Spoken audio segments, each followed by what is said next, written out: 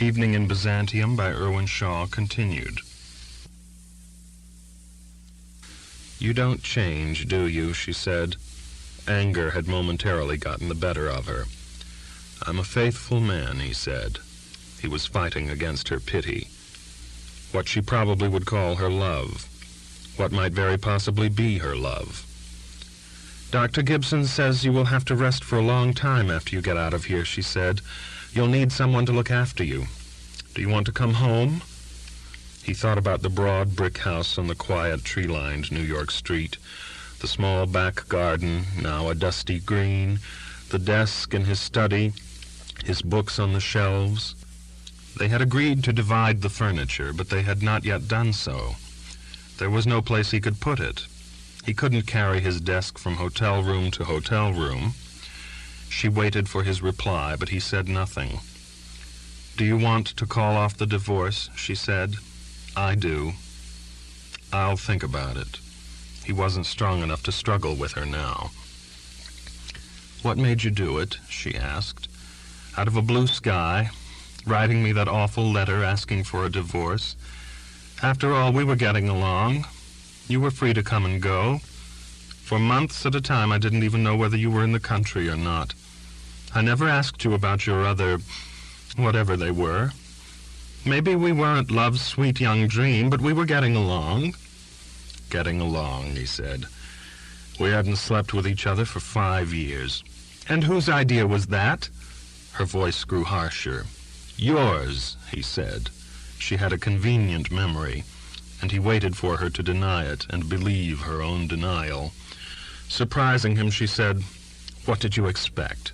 You'd been making it plain for years that I bored you. You'd invite anybody in the world to keep from having a meal alone with me." "Including Bertie Folsom." She flushed. "Including Bertie Folsom. I suppose that slut daughter of yours told you about Geneva." She did. "At least he paid attention to me." "Bully for him," he said. "Bully for you." "There's another victim you can add to your score," she said, all holds barred now. The hospital room, the plastic bag dripping ineffectual remedies into his vein from its chromium stand, all ignored. Driving her into that drunkard's arms. He stopped drinking. Too late, he realized how idiotic it sounded. "He hasn't stopped doing anything else," she said. "Married 3 times and looking around for more. I'll never talk to that girl again. And your other daughter, poor Marcia, flying here all the way from Arizona to comfort her father. And what did you have to say to her? The one sentence that crossed your lips, 'Marcia, you're a good size.' She cried for days. You know what she said? She said, 'Even when he's bleeding to death, he makes fun of me. He hates me.' I tried to get her to come up here with me, and she wouldn't do it." "I'll make it up to her," he said wearily. "Sometime. I don't hate her." "You hate me." "I don't hate anybody. Even now you have to humiliate me."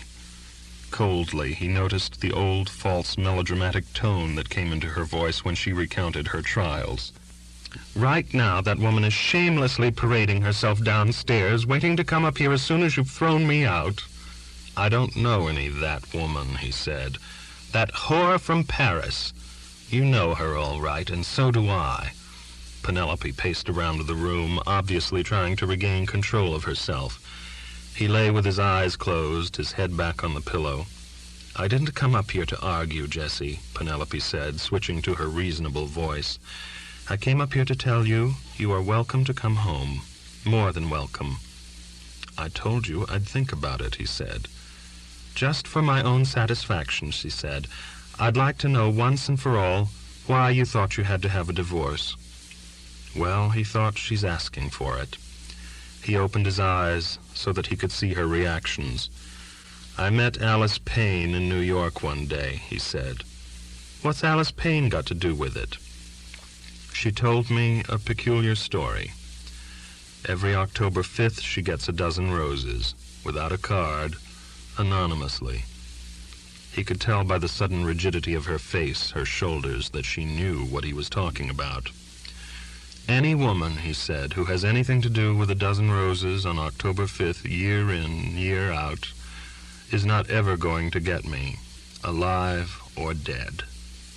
He lay back and closed his eyes once more. She had asked for it, and he had given it to her, and he felt a great relief that he had finally gotten it out. "Goodbye, Jessie," she whispered. "Goodbye," he said. He heard the door closing softly behind her. Then for the first time, he wept. Not from anger or loss, but because he had lived more than 20 years with a woman and had had 2 children with her, and he didn't feel anything when he said goodbye, not even rage. After a while, he remembered that Penelope had said that Constance was in the building. "There's a lady downstairs waiting to see me," he said to Miss Balisano. "Will you ask her to come up, please? And let me have the comb and brush and a mirror." He brushed back his hair. It had grown very long in the 3 weeks. Vigorous, his hair had rejected his illness. There was no more gray in it than before. His eyes looked enormous and overbright in his thin face. Losing weight had made his face look much younger. He doubted that Constance would appreciate this new simulation of youth. But when the door opened, it was Belinda who came in. He hid his disappointment. "Belinda," he said heartily, "I am glad to see you." She kissed his cheek. She looked as though she had been crying, the small, sharp face made more womanly by her sorrow. She was still in electric blue. It was her costume for deathbeds. "They're monsters in this hospital," she said. Her voice was softer, too. My illness has improved her, he thought. "I've been here every day this week," she said, "and they wouldn't let me see you." "I'm sorry about that," he lied.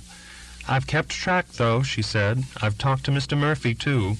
You're not going to work on the picture." "I'm afraid not." She pulled on her hands. They were small and harsh, 23 years at the typewriter. Her nails were painted blood red. She had an unerring eye for the wrong colors. She went to the window, pulled the shade down a little. "Jessie," she said, "I want to quit." "I don't believe you." "Believe me," she said.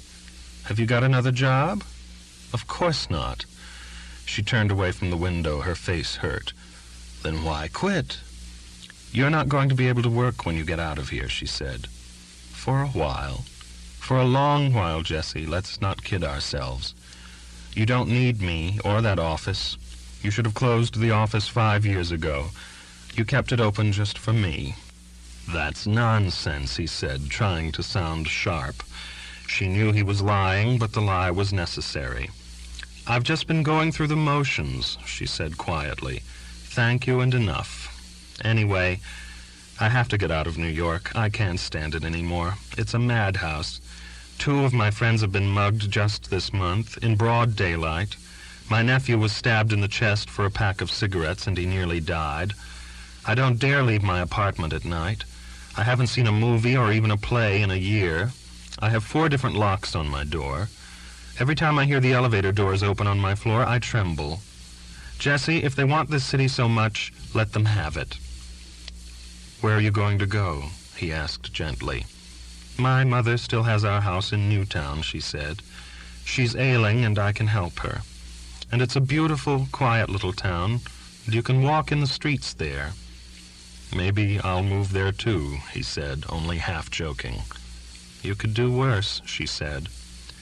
"What are you going to do for money?" Finally, you always had to come down to this question. "I don't need much," she said, "and I've managed to save quite a bit, thanks to you, Jessie. You're a marvelously generous man, and I want to let you know that I know it." "You worked?" "I loved working for you. I was lucky. It was better than any marriage I've seen around." Craig laughed. "That doesn't say very much, does it?" "It says a lot to me," she said. "The lease for the office is up for renewal this month. Shall I tell them we're not signing?" She waited for his response, pulling at the blood-red fingernails. "We've had a nice long run, Belinda," he said softly, "haven't we?" "Yes, we have," she said. "A nice long run." "Tell them we're not renewing," he said. "They won't be surprised," she said. "Belinda," he said, "come here and give me a kiss." She kissed him decorously on the cheek. He couldn't embrace her because of the tube in his arm. "Belinda," he said as she stood up straight again, "who's going to write out the checks for me to sign now?" "You can write them out yourself," she said. "You're a big grown man. Just don't write out too many." "I'll try not to," he said. "If I stay here one more minute," she said, "I'm going to bawl." She fled from the room. He lay back in the bed, staring at the ceiling. There goes 23 years, he thought. Add to that the 21 years of his wife, the sentences having been served concurrently. Not a bad day's work. He was asleep when Constance came into the room. He dreamt that a woman whom he couldn't quite identify was kissing him. When he opened his eyes, he saw Constance standing near him, staring gravely down at him. "Hello," he said. "If you want to sleep," she said, "I'll just sit here and watch you." "I don't want to sleep." She was on his good side, the one without the tube, so he could stretch out his hand and take hers. Her hand was cool and firm. She smiled down at him. "You really ought to leave your hair long," she said. "It's very becoming." "Another week," he said, "and I'll be able to play at the next Woodstock festival." He would have to try to maintain the light tone. Constance wasn't his wife or Belinda Ewan. They had to avoid hurting each other or reminding each other of different moments they had spent together. She drew up a chair and sat next to the bed. She was wearing a black dress. It didn't look funereal on her. She looked serene and beautiful, the hair brushed back from her broad, fine forehead. "Spell Marag," he said. Then he was sorry he had said it. It had just come out automatically. But she laughed, and it was all right. "Obviously you're getting better." "Rapidly," he said. "Rapidly." "I was afraid I wasn't going to get the chance to see you. I have to go back to Paris tomorrow," she said. "Oh." There was silence for a moment. "What are you going to do when you get out of here?" she asked. "I have to take it easy for a while," he said. "I know. It's too bad about the picture." "Not so bad. It served its purpose, or most of its purpose." "Are you coming back to Paris?" "When are you leaving Paris?" he asked. "I'm supposed to leave in 2 weeks." "I guess I'm not coming back to Paris." She was silent for a little bit. "They've rented a house for me in San Francisco," she said. "You can see the bay, they tell me. There's a big room at the top of the house where a man could work. You wouldn't hear the kids yelling, or hardly." He smiled. "Does that sound like a bribe?" She answered herself. "I suppose it does." She laughed, then became serious. "Have you thought about what you're going to do after you get out of here? Where you're going to go?" "Not really." "Not San Francisco?" "I think I'm a little old for San Francisco," he said gently. He knew it really wasn't the city he was thinking of, and she knew it too. "But I'll visit." "I'll be there," she said, "for a while anyway." The warning was clear, but there was nothing to do about it. "Sweep the town by storm," he said. "I'll try to take your advice." She was grave again. "It's too bad," she said. "Our times didn't really coincide.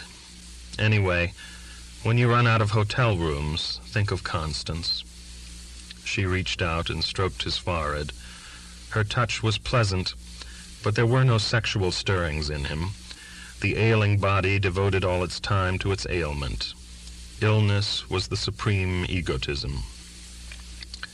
"I've been doing something that I abhor these last few days," she said, taking her hand away. "I've been adding up love. Who loves whom the most? My accounts came out cockeyed. I love you more than you love me.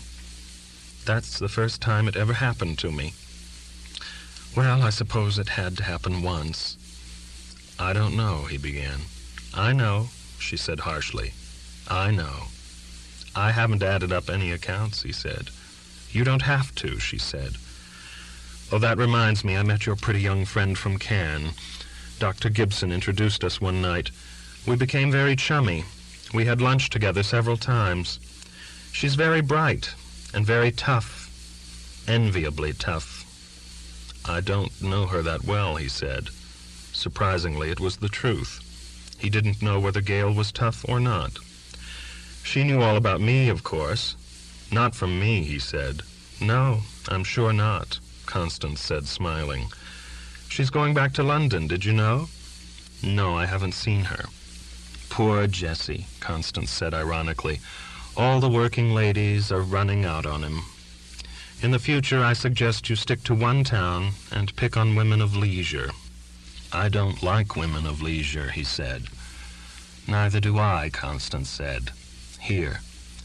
She rummaged in her bag and brought out a slip of paper. He recognized Gail's handwriting. "I promised her I'd give you her telephone number if I saw you before she did. She's in Philadelphia staying with her father to save money.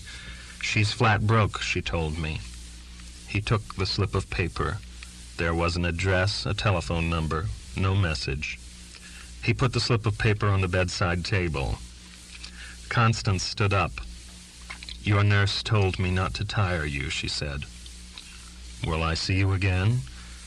"Not in New York," she said. She began pulling on her gloves. "You can't keep gloves clean more than an hour in this city." She brushed the back of one glove with an annoyed gesture. "I won't pretend I enjoyed New York this trip. A kiss for goodbye." She leaned over and kissed him on the mouth. "You're not going to die, darling, are you?" she whispered. "No," he said, "I don't think so." "I couldn't bear it if you did," she said, then stood erect and smiled. "I'll send you a card from the Golden Gate," she said, and was gone. She was the best girl he had ever known, and she was gone. He didn't call the Philadelphia number until the next morning. A man who answered the phone and who said he was Miss McKinnon's father asked him who was calling. When Craig gave him his name, Mr. McKinnon's voice grew icy, and he seemed to be delighted to be able to tell Craig that Miss McKinnon had left the day before for London. Fair enough, Craig thought. He himself would have been no more polite with Ian Wadley. A week later, they let him out of the hospital. His temperature had been normal for 3 days in a row. The evening before he was discharged, Dr. Gibson had a long talk with him, or what passed for a long talk with Dr. Gibson. "You're a lucky man, Mr. Craig," Dr. Gibson had said. He sat there, a spare, ascetic old man who did a half-hour of exercise every morning and swallowed 10 yeast tablets a day, laying down the law. "A lot of people wouldn't have pulled through the way you did. Now you've got to be careful, very, very careful. Stick to the diet and no alcohol. Not even a sip of wine for a year, maybe forever." Dr. Gibson was a fanatic teetotaler, and Craig thought he detected a steely pleasure in Gibson's voice as he said this. "And forget about working for 6 months. And you seem to be a man who leads a complicated life. Most complicated, I would say." It was the first time that Dr. Gibson had suggested that he had drawn any conclusions from the list of people who had come to visit his patient. "If I were forced to make one single diagnosis of what produced your attack, Mr. Craig," the doctor said, "I would hazard the guess that it was not a functional accident or malformation or some hereditary weakness. You understand what I mean, I'm sure, Mr. Craig." "I do." "Uncomplicate yourself, Mr. Craig," Dr. Gibson said. "Uncomplicate yourself and eat yeast." Eating yeast, Craig thought, as Dr. Gibson stalked out. Eating yeast would be easy. He shook hands with Miss Balisano at the hospital door and stepped out into the street. He had told Miss Balisano that he would have somebody pick up his things. He walked out into the sunshine slowly, blinking, his clothes hanging loose around his body. It was a clear, warm day. He hadn't let anyone, not even Belinda, know that today was to be the day. Superstition. Even as he went out the door, he was afraid that Miss Balisano would come running after him and say that a terrible mistake had been made, and that he was to be rushed back into bed and the tube stuck once more into his arm. But nobody came after him. He walked aimlessly on the sunny side of the street. The people he passed seemed beautiful. The girls were lithe and walked with their heads up. half smiling as though they were remembering innocent but intense pleasures of the night before. The young men, bearded and unbearded, walked with a purpose, looked everyone in the eye. The little children were clean and laughing, dressed in anemone colors, and darted past him with immortal energy. The old men were neat and sprightly, philosophic about death in the sunshine. He had made no hotel reservation. He was alone, alive, walking, each step stronger than the one before it, alone, with no address, drifting down a street in his native city, and no one in the whole world knew where he was. No friend, enemy, lover, daughter, business associate, lawyer, banker, certified public accountant knew where he was going, had any claims on him, could reach him or touch him. For this moment, at least, he had made a space for himself. He passed a shop in which typewriters were on display. He stopped and examined the window. The machines were clean, intricate, useful. He went into the shop. A soft-spoken clerk showed him various models. He thought of his friend the matador making a selection of swords in the shop in Madrid. He told the clerk he would be back and leave his order. He left the shop, the future, comfortable clatter of the machine he would eventually buy tapping in his ear. He found himself on 3rd Avenue. He was in front of a saloon he had once frequented. He looked at his watch. 11:30.